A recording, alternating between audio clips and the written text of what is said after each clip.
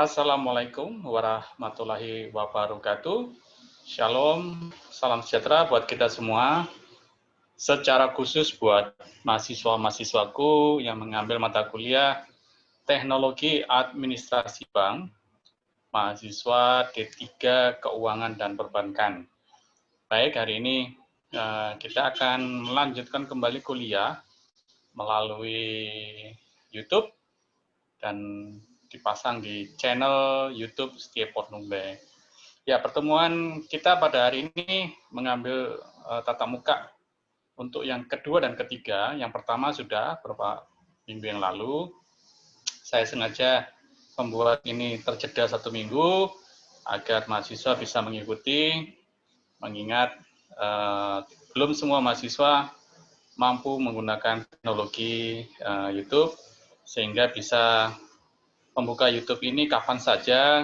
Yang penting pembelajaran itu bisa tersampaikan dengan baik kepada seluruh mahasiswa. Jadi diperlukan waktu yang sedikit agak panjang agar mahasiswa bisa mendengarkan, bisa mempelajari dengan baik.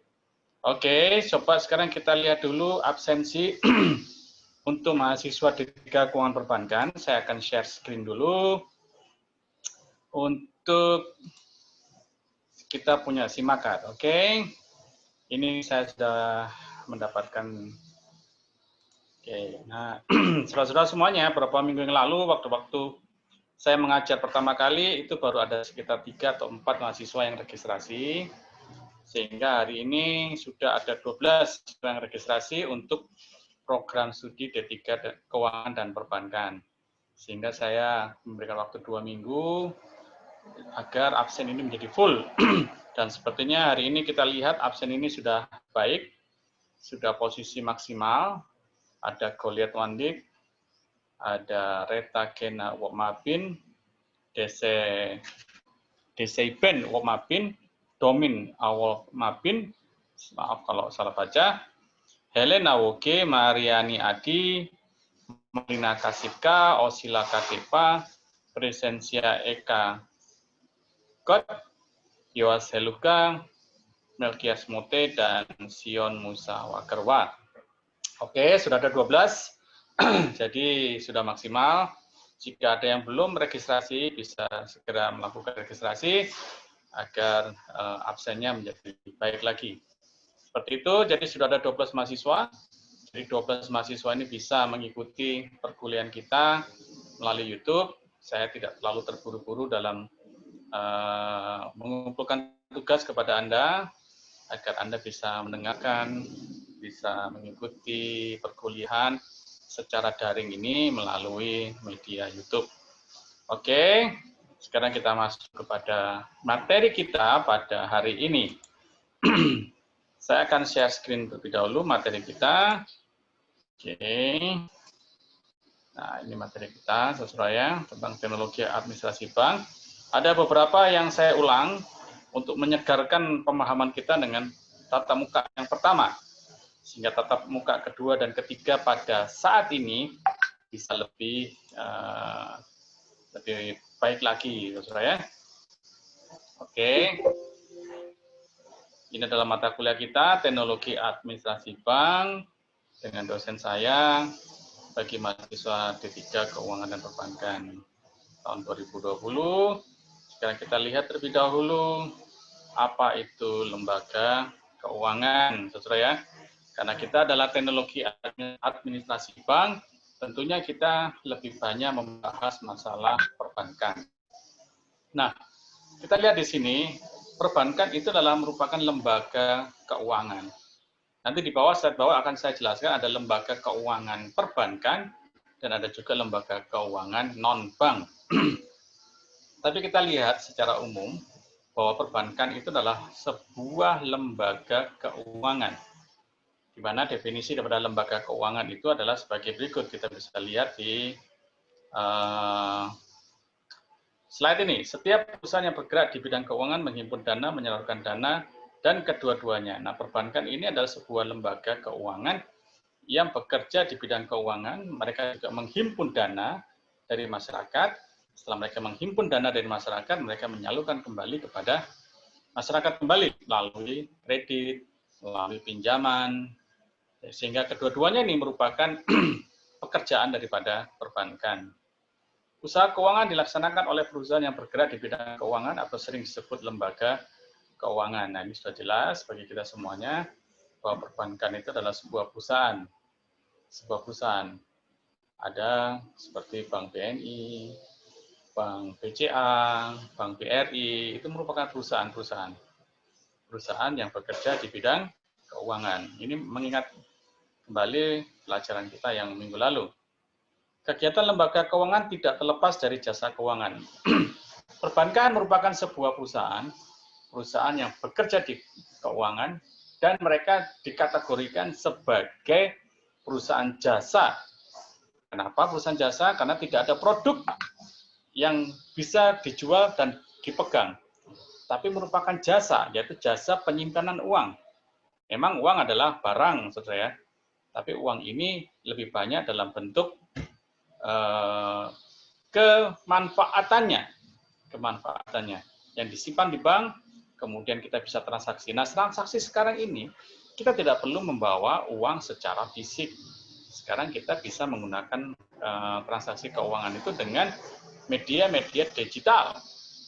Makanya perusahaan bank itu merupakan perusahaan jasa yang menyediakan fasilitas penyimpanan, penyaluran, dan juga mungkin mereka mediasi antara satu perusahaan dengan perusahaan lain untuk bisa bertransaksi. Seperti itu, saudara semuanya. Nah, kita sekarang lihat. Nah, ini yang saya jelaskan tadi, sahabat. Bank dan lembaga keuangan. Perbankan itu tadi di atas dijelaskan sebagai sebuah lembaga keuangan. Nah, sekarang kita akan coba bedakan antara lembaga keuangan, itu ada dua, yaitu lembaga keuangan bank dan lembaga keuangan lainnya, atau bisa disebut sebagai lembaga keuangan bukan bank. Jadi lembaga keuangan itu ada dua, yaitu lembaga perbankan dan lembaga keuangan bukan bank.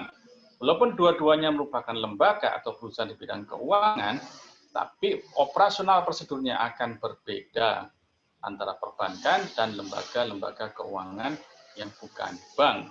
Seperti apa saja lembaga keuangan bank dan lembaga keuangan non-bank, itu kita bisa lihat di slide yang berikut ini. Saya langsung aja buka semuanya.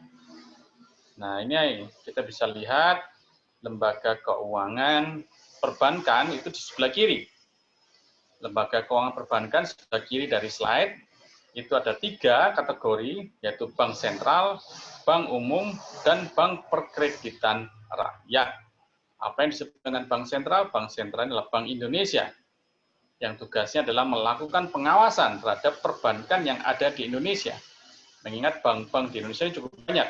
Data terakhir menurut Infobank itu ada sekitar 2.500 bank yang operasional di seluruh Indonesia. Tidak semuanya ada di Kota Jayapura, tapi kita bisa lihat beberapa bank yang ada di Kota Jayapura. Nah, sekarang saya akan memberikan tugas kepada mahasiswa. Jika Anda mendengarkan pertemuan tatap muka kedua dan ketiga ini, saya memberikan tugas kepada Anda, khususnya untuk bank umum. Nah, bank umum itu adalah bank-bank yang beroperasional di Indonesia. Nah, saya akan memberikan penjelasan bank umum seperti apa, seperti Bank BNI, Bank BRI, Bank BCA, Maybank, ya kan, yang sifatnya adalah untuk melayani masyarakat. Bank sentral itu tidak melayani masyarakat, tapi bank sentral fungsinya adalah melakukan pengawasan terhadap bank-bank umum dan bank BPR. Seperti tadi, bank umum itu adalah bank yang melakukan pelayanan kepada masyarakat, menyediakan tabungan, giro, pinjaman, kredit kepada masyarakat. Sama dengan BPR juga. BPR sekarang dengan bank umum itu sudah merger menjadi satu. Jadi bank umum dulu itu hanya melakukan penyimpanan, ya kan, tabungan, kemudian masyarakat menarik. Nah, untuk kredit itu dilayani oleh bank BPR, Bank Perkreditan Rakyat. Tapi sekarang ini kenyataannya adalah bank umum dan bank BPR itu melaksanakan dua-duanya.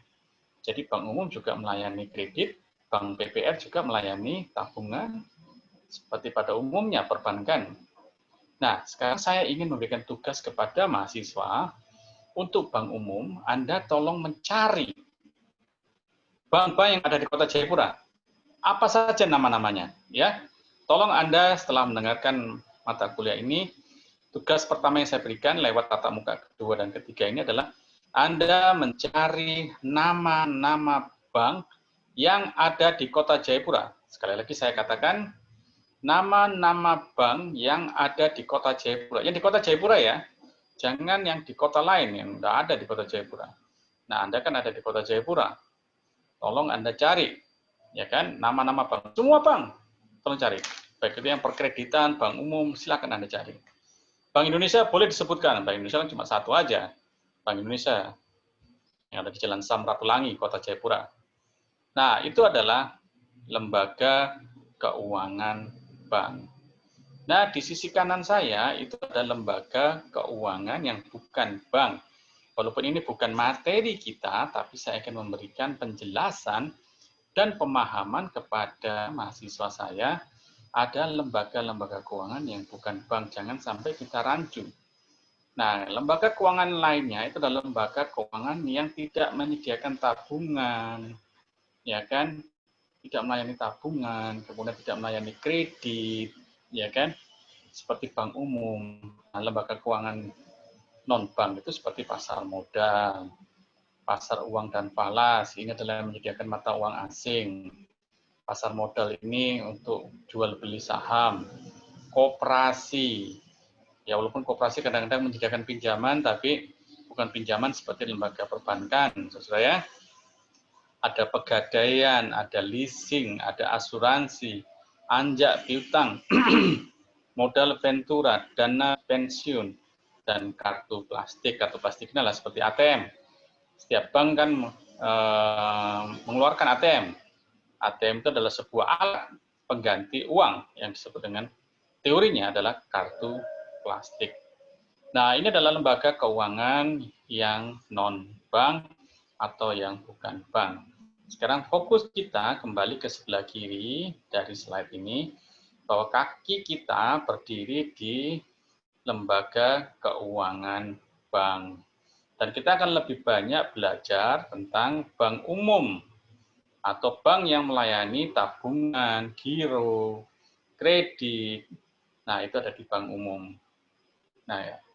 Teknologi administrasi bank adalah sebuah ilmu yang mempelajari bagaimana bank-bank ini dalam melayani masyarakat itu pasti menggunakan teknologi. Seperti itu, saudara ya. Nah, ini adalah tujuan dari Bank Sentral. Saya pikir kita sudah mendengarkan pada pertemuan yang pertama dulu, apa itu tugas dari Bank Sentral. Saya hanya menyegarkan kembali tatap muka kita yang kedua dan ketiga ini adalah Bank Indonesia. Tujuan dari BI adalah Bank Indonesia. Seperti yang saya katakan tadi, mencapai dan memelihara kestabilan nilai rupiah, menetapkan dan melaksanakan kebijakan moneter, mengatur dan menjaga kelancaran sistem devisa, mengatur dan mengawasi bank. Nah, ini yang saya jelaskan tadi, tugas utama daripada Bank Indonesia itu adalah mengatur dan mengawasi. Jadi Bank Indonesia tidak melayani tabungan, tidak melayani giro, tidak. Ya, dia hanya tugasnya adalah mengawasi bank-bank yang beredar yang ada di Indonesia. Seperti itu ya. Tolong Anda bedakan. Nah, sekarang kita masuk kepada materi yang berikutnya. Ini adalah materi kita yang pertama. Saya ulangi agar kita semakin mantap di dalam memahami pengertian daripada perbankan. Pengertian bank. Bank ini adalah melayani seluruh jasa-jasa perbankan dan melayani segenap lapisan masyarakat, baik perorangan maupun lembaga-lembaga lainnya. Baik, saudara-saudara semuanya, saya mau menjelaskan bahwa bank ini tugasnya adalah bagaimana dia memobilisasi atau mengumpulkan dana dari masyarakat itu sebanyak-banyaknya atau sebesar-besarnya. Jadi sekarang ini bank-bank itu tugasnya adalah bagaimana dia menarik tabungan sebanyak-banyaknya dari masyarakat. Semakin banyak tabungan yang mereka dapatkan, maka bank itu semakin kuat. Kenapa dia kuat? Karena dia dipercaya oleh masyarakat. Kenapa dia dipercaya? Karena masyarakat mau menyimpan dananya di bank tersebut. Nah, itu adalah tugas dari perbankan. Jadi dia bagaimana memobilisasi. Memobilisasi itu artinya bagaimana bank ini berupaya begitu kuat untuk bisa mendapatkan dana dari masyarakat. Nah, setelah mereka mendapatkan dana dari masyarakat, mereka menyalurkan kembali dana-dana tersebut kepada masyarakat melalui kredit atau pinjaman. Seperti pinjaman kepada kredit usaha rakyat, atau yang sekarang lebih banyak dikenal dengan UMKM, usaha mikro kecil dan menengah, di mana masyarakat diberikan stimulus, diberikan dana dengan pinjaman yang ringan, agar masyarakat mampu menggerakkan ekonomi, mampu menggerakkan kesejahteraan melalui lapangan usaha. Nah, itu adalah tugas daripada perbankan. Nah, dulu ada juga yang namanya Bank Perkreditan Rakyat. Sampai sekarang Bank Perkreditan Rakyat juga masih ada, masih berjalan. Nah, kalau dalam teori dikatakan Bank Perkreditan Rakyat itu adalah bank yang mendapatkan dana kemudian lebih fokus kepada menyalurkan dana tersebut kepada masyarakat melalui kredit. Tapi kenyataan di saat ini, di era modern seperti ini, hampir tidak ada perbedaan antara bank umum dan bank perkreditan, karena semuanya sudah menjalankan semua fungsi ini. Seperti yang saya jelaskan tadi di atas, bahwa bank umum pun juga melayani kredit, bank perkreditan rakyat juga melayani tabungan, giro, dan simpanan-simpanan yang lain. Nah, dan juga bank-bank juga bisa melayani dari tingkat yang paling bawah, dari masyarakat yang paling kecil sampai masyarakat yang paling besar. Di pedesaan sampai di perkotaan. Nah, itu adalah perbankan. Seperti itu, saudara-saudara semuanya. Sekarang kita lihat pengertian administrasi, walaupun ini sudah dijelaskan di pertemuan yang pertama, tapi saya ingin menegaskan kembali kepada kita, pada tatap muka kita saat ini ada sebuah tokoh atau ilmuwan, Mary Parker Follett. Dia menjelaskan bahwa administrasi itu adalah seni dalam menyelesaikan sesuatu melalui orang lain. Jadi administrasi itu adalah sebuah seni. Kenapa dikatakan seni? Karena seni itu tidak dipelajari, tapi merupakan sebuah kemampuan dasar alami yang dimiliki oleh seseorang yang dia mampu, punya kelebihan untuk bisa menyelesaikan sebuah pekerjaan. Dan tentu pekerjaannya tidak sendiri, tentunya pekerjaannya dia dengan orang lain. Sesuai ya? Nah, bagaimana dia dengan orang lain mampu bekerja sama, mampu bekerja dengan baik, sehingga tujuan-tujuan daripada perusahaan itu bisa berjalan dengan baik. Berikutnya adalah Mike Hawke.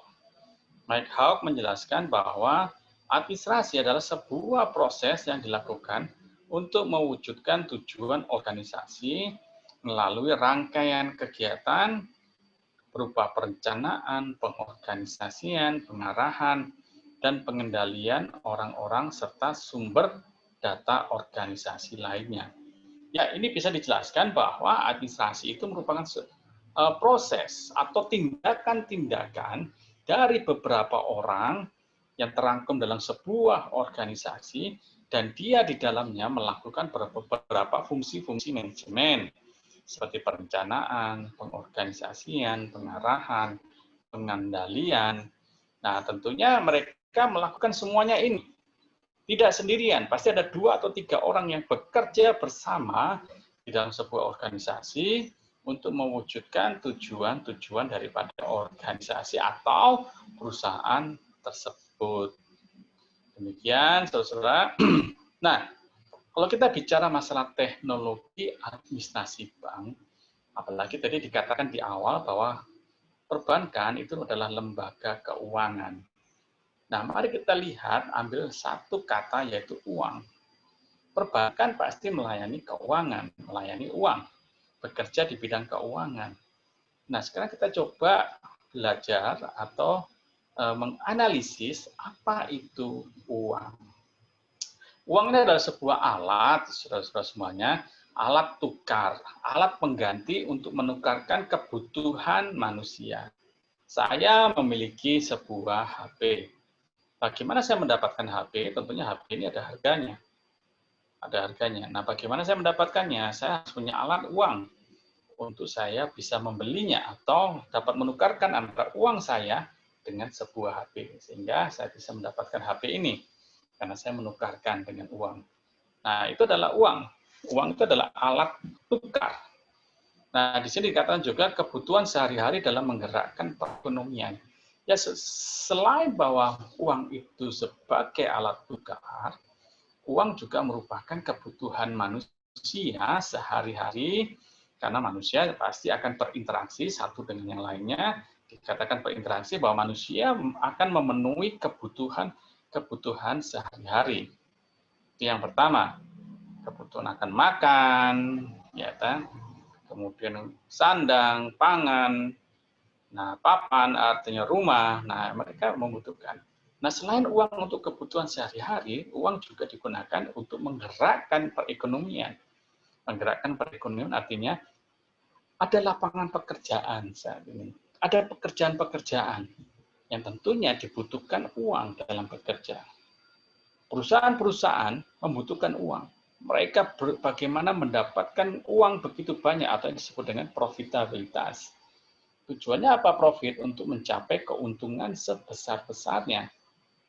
Nah, kalau keuntungan ini semakin meningkat, maka roda-roda perekonomian itu bisa berjalan dengan baik.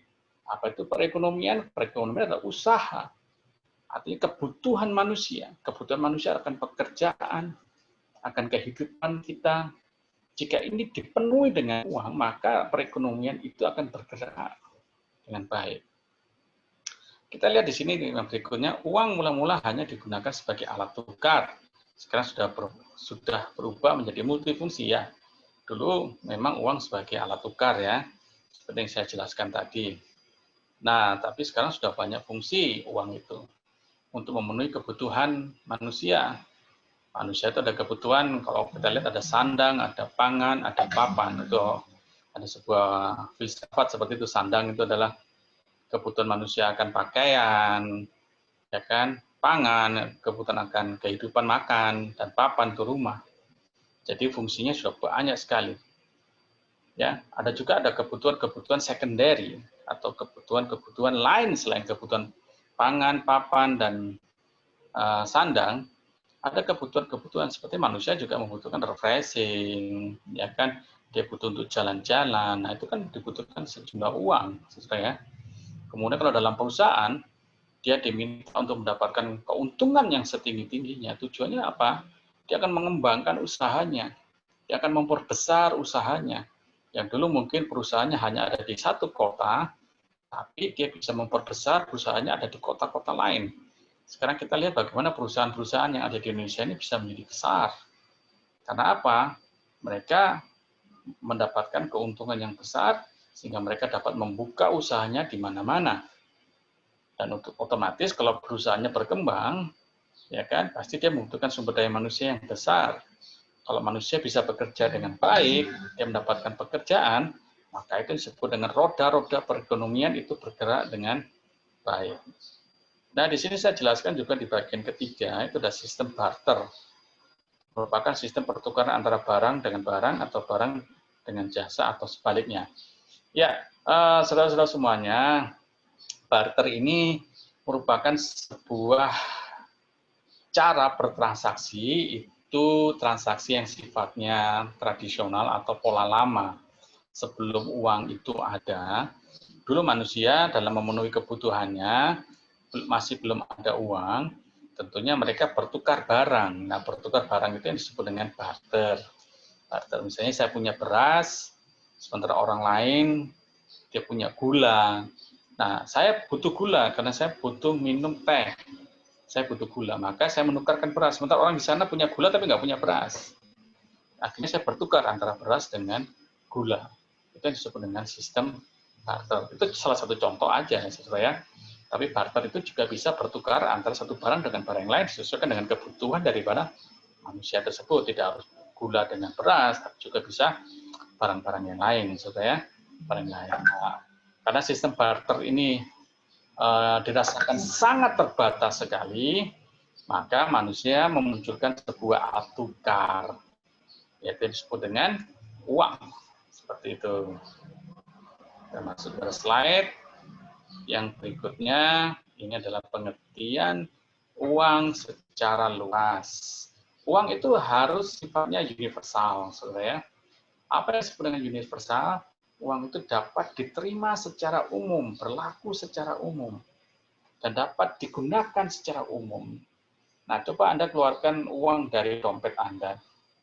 Nah, uang yang Anda pegang di dompet, yang ada dalam dompet Anda, itu adalah uang yang sifatnya secara umum. Anda mau beli di mana saja, orang bisa menerimanya. Jangan sampai Anda membeli barang, tapi uang Anda tidak bisa dipakai. Itu namanya tidak bisa diterima secara umum. Secara umum. Jadi bisa digunakan di kota Jayapura, bisa di kota-kota lain. Nah, uang itu harus secara umum dalam satu wilayah tertentu seperti Indonesia. Jadi kita mata uangnya rupiah. Jadi rupiah kita ini kalau kita bawa kemana-mana di seluruh penjuru pelosok tanah air, maka uang rupiah kita bisa kita gunakan, bisa kita belanjakan, karena bisa digunakan di Indonesia.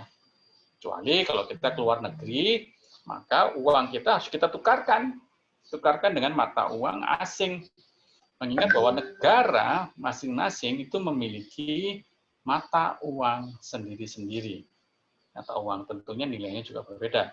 Nanti kita akan bahas tersendiri untuk mata uang ini. Secara umum, uang tidak berfungsi sebagai alat tukar, tapi juga berfungsi sebagai satuan hitung, menimbun kekayaan, standar pencicilan dia. Uang itu bukan hanya sebagai alat tukar, tapi juga ada orang menyimpan uang itu di bank. Tujuannya apa? Untuk menimbun kekayaannya dia tidak mau gunakan uang tersebut. Tapi dia simpan aja, dia timbun aja di bank. Tujuannya apa ya? Karena uangnya banyak, mungkin tidak tahu kapan dia akan gunakan sebagai penimbun kekayaan.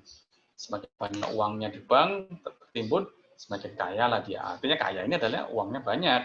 Yang tentunya dia dapat uang dengan cara dia bekerja, dia melaksanakan aktivitas perekonomian, sehingga dia menimbun uangnya di perbankan. Itulah fungsi daripada bank, yaitu menyimpan dana yang dimiliki oleh masyarakat.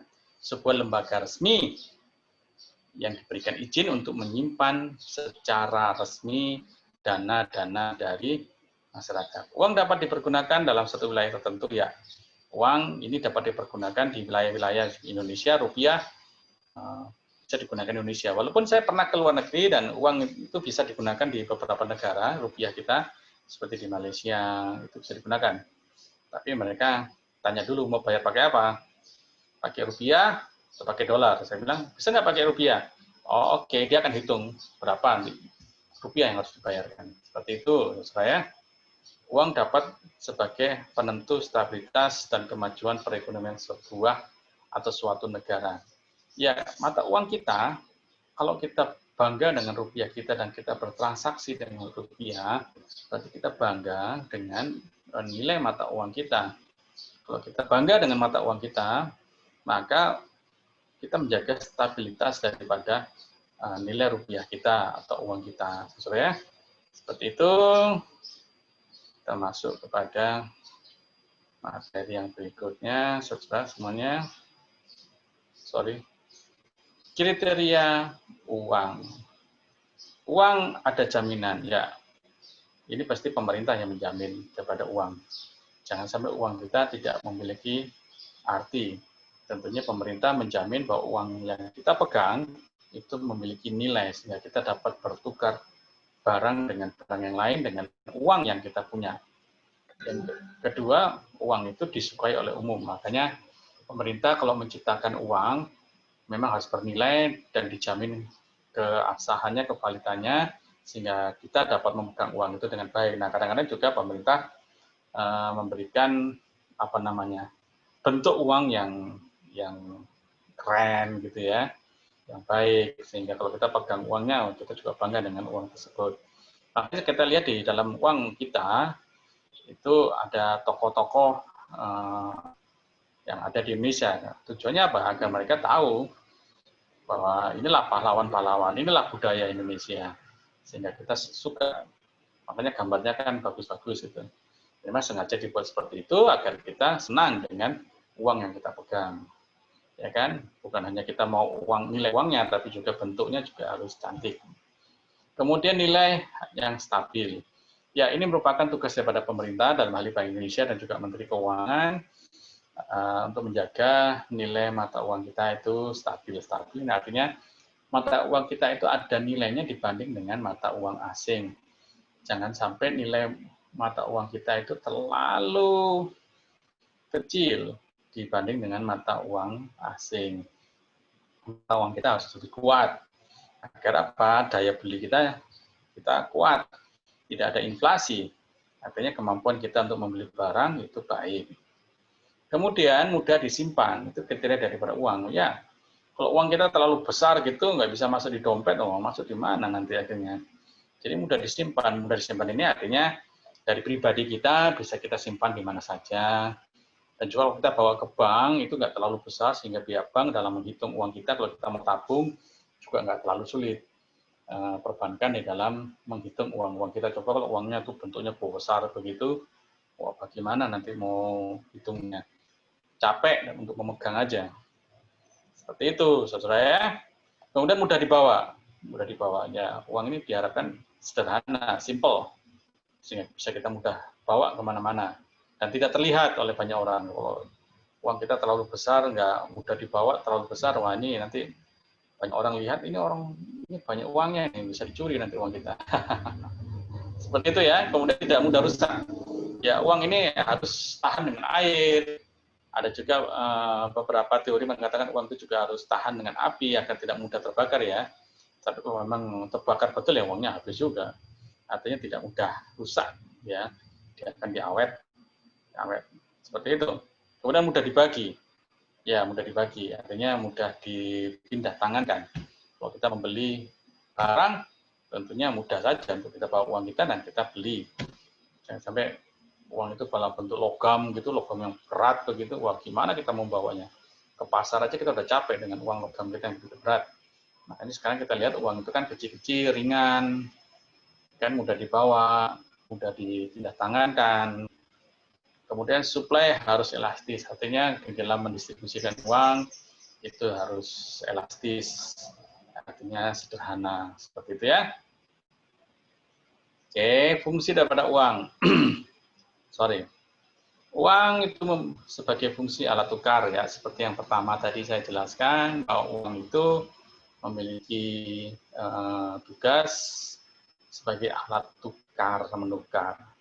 Kita bukan lagi zaman di kehidupan barter seperti yang saya jelaskan tadi, yang kalau kita beli barang kita bertransaksi dengan menukarkan barang dengan barang. Tapi sekarang kita kalau membutuhkan barang, kita cukup membawa uang sebagai alat tukar resmi untuk kita bisa mendapatkan barang yang kita butuhkan. Uang juga sebagai satuan hitung, tadi di atas saya jelaskan bahwa uang itu juga sebagai penimbun kekayaan.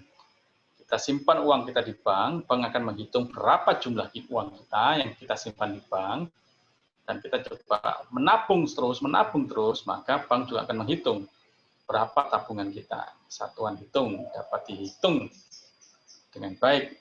Kemudian penimbun kekayaan, ini otomatis saya sudah jelaskan tadi, kita lewat saja, standar pencicilan hutang. Ya, karena dalam kehidupan manusia, kita tidak selamanya mendapatkan dana dari apa yang kita bekerja. Tapi kadang-kadang kita membutuhkan dana dari pinjaman, itu sebenarnya hutang. Nah, kalau kita pinjam uang atau melakukan kredit, tentunya kita diberikan sejumlah uang kepada kita. Dan kalau itu uangnya dalam bentuk kredit pinjaman, maka tugas kita adalah untuk mengembalikan dana tersebut kepada yang memberikan pinjaman. Nah, biasanya orang kalau melakukan pinjaman, kemudian dia mengembalikan dana tersebut tidak langsung dikembalikan dalam bentuk tunai. Misalnya kita pinjam 1 juta rupiah, kita tidak akan mengembalikan 1 juta untuk minggu depannya atau bulan depannya. Tapi biasanya diterapkan mencicil atau mengangsur.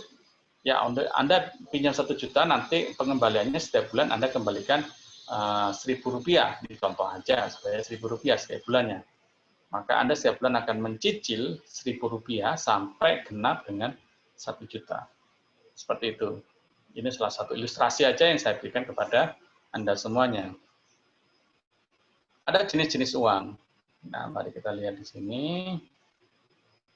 Nah, uang itu berdasarkan bahan, itu ada 2. Yaitu uang logam dan uang kertas. Nah, kita sudah pernah dong menyentuh uang-uang kita tahu, ada uang logam, ada juga uang kertas. Ya, disesuaikan dengan kebutuhan dan disesuaikan juga dengan keinginan dari masing-masing orang. Apakah dia mau menggunakan logam atau dia menggunakan uang kertas. Seperti itu. Ya, ini disesuaikan dengan kebutuhan dan disesuaikan dengan keinginan dari masing-masing orang. Kemudian uang itu juga ada beberapa nilai. Bernilai penuh, full budget money. Uang yang nilai intrinsiknya sama dengan nilai nominalnya. Uang logam, nilai bahan pembuat uang sama dengan nilai nominal yang tertulis di uang. Ya, ini ada nilai intrinsik. Yang dimaksud adalah uang itu selain memiliki nilai yang tertera di uang, ada juga uang itu memiliki nilai dari bahan waktu dia membuat uang. Saya coba keluarkan uang saya ya. Bukan pamer ya, saudara semuanya, tapi saya memberikan contoh aja kepada Anda. Uangnya cukup banyak, besar sekali uang saya.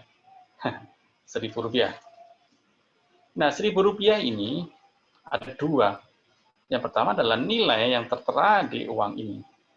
Nilainya adalah Rp1.000. Tetapi ada juga nilai intrinsiknya, adalah bahan untuk membuat uang ini. Ini kan uang kertas, ya, uang kertas. Nah, berapa bahan untuk membuat uang kertas ini? Kan uang ini kan tidak langsung muncul gitu aja Rp1.000, tapi ada juga bahannya, bahan produksi dari uang ini. Nah, berapa bahan untuk membuat uang ini? Tentunya diharapkannya lebih rendah daripada nilai yang tertera. Tapi itu kita tidak tahu, itu adalah Bank Indonesia yang tahu berapa. Tapi yang pasti ada juga nilai dari bahan membuat uang ini, saudara ya. Seperti itu. Kemudian tidak bernilai penuh, representatif full budget money. Uang yang nilai intrinsiknya lebih kecil daripada nilai nominalnya. Contoh uang kertas. Ya, ini nilainya lebih kecil biasanya. Nilai bahan kertasnya lebih kecil daripada nilai yang muncul di sini, di Rp1.000. Nah, bahannya bisa lebih murah. Nah, biasanya lebih mahal itu adalah bahan dari uang logam. Kebetulan saya tidak punya contoh dengan uang logam. Biasanya uang logam itu, kalau ada uang logam 1.000, nah biasanya bahan untuk membuat logam itu agak lebih mahal daripada nilai yang tertera di uang logam tersebut. Saudara ya. Kemudian berdasarkan lembaga, uang kartal. Uang kartal ini adalah uang yang diterbitkan oleh Bank Indonesia seperti uang kertas dan uang logam. Nah, lembaga yang resmi untuk bisa menerbitkan uang itu hanya ada 1, yaitu Bank Indonesia. Tidak ada lembaga lain yang diizinkan untuk menerbitkan uang. Kalau ada lembaga lain, hati-hati, itu adalah uang palsu. Uang palsu. Hanya 1 lembaga, yaitu Bank Indonesia. Itu disebut dengan uang kartal. Baik uang kertas ini, karena saya tidak ada contoh uang logam, nanti Anda coba lihat uang logam yang ada di tangan Anda, itu diterbitkan oleh Bank Indonesia. Ada juga uang giral. Uang giral itu dikeluarkan oleh bank seperti cek, bilet giro, dan surat berharga lainnya. Nah, saudara, perkembangan sekarang ini uang tidak hanya dalam bentuk uang seperti ini, tapi juga ada uang pengganti seperti cek. Cek itu bukan uang, tapi sebagai alat ganti penukaran uang. Jadi kalau kita punya cek, saya tidak ada contoh cek di sini, atau surat berharga seperti saham, yang memiliki nilai uang, yang bisa ditukarkan di lembaga-lembaga perbankan. Seperti itu, saudara semuanya ya. Berdasarkan kawasan, uang itu ada uang lokal, ada uang regional, ada uang internasional. Kalau uang lokal dan regional yang bersama, uang lokal itu ada di kota Jayapura, regional, ada di Provinsi Papua. Nah, uang itu dapat beredar di kawasan-kawasan ini. Rupiah yang kita punya itu dapat beredar. Jadi uang 1.000 kita bisa gunakan di Jayapura, kita bisa digunakan di Kota Wamena, di Kabupaten Paniai, ini bisa berlaku uang itu, baik lokal maupun regional. Nah, uang ini juga bisa diberlaku secara internasional. Kalau kita bisa jalan-jalan ke Malaysia, Singapura, maka uang ini bisa kita tukarkan dengan mata uang Singapura. Mata uang Singapura adalah dolar, mata uang Malaysia adalah ringgit. Kita bisa tukar. Nah, lembaga perbankan menyediakan alat penukaran uang. Jadi kalau kita mau ke Malaysia atau mau ke luar negeri, kita bisa menukarkan uang kita ini. Dan inilah sifatnya umum. Nanti di Malaysia kita tukar aja di sana, ada valuta asingnya di sana. Dan bisa bertukar uang di sana. Seperti itu ya, saudara semuanya. Pengertian teknologi. Sebuah sistem yang menyangkut metode dan upaya terorganisasi dalam melakukan fungsi pengumpulan data, baik data-data dari dalam dan luar perusahaan. Ini adalah disebut dengan teknologi. Teknologi adalah metode, saudara ya. Metode yang sangat terorganisasi. Dan teknologi ini adalah bagaimana kita mengumpulkan data-data yang dari dalam maupun dari luar perusahaan. Dengan menggunakan teknologi, data-data yang telah dikumpulkan tadi dapat diproses untuk menghasilkan dan menyajikan informasi yang terkini, akurat, dan cepat bagi para pengambil keputusan. Saudara-saudara semuanya, sekarang kehidupan manusia tergantung dengan teknologi. Karena apa? Teknologi ini membantu manusia untuk mempercepat proses dalam mengumpulkan data, memproses data menjadi sebuah informasi. Tujuan informasi adalah untuk pengambilan keputusan.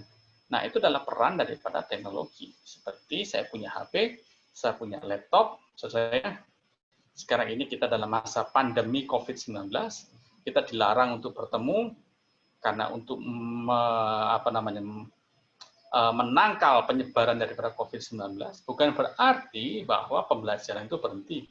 Tetap berlangsung dan menggunakan teknologi. Data-data saya mengajar, saya kumpulkan menjadi satu, seperti slide-slide yang Anda lihat hari ini, saya kumpulkan, ya kan, kemudian dibantu dengan teknologi, saya dapat menyajikan itu dengan cepat, dengan baik kepada mahasiswa, dengan mudah juga tentunya. Seperti itu contoh, saya dikatakan sini terkini, akurat, cepat bagi para pengambil keputusan. Sehingga saya dapat menyampaikan mata kuliah ini dengan baik, dengan akurat dan cepat kepada mahasiswa. Seperti itu ya. Nah, oke. Pertemuan kita selesai. Untuk tatap muka kita yang kedua dan ketiga, ingat tugas yang saya berikan kepada Anda tadi, saya naik ke atas dulu.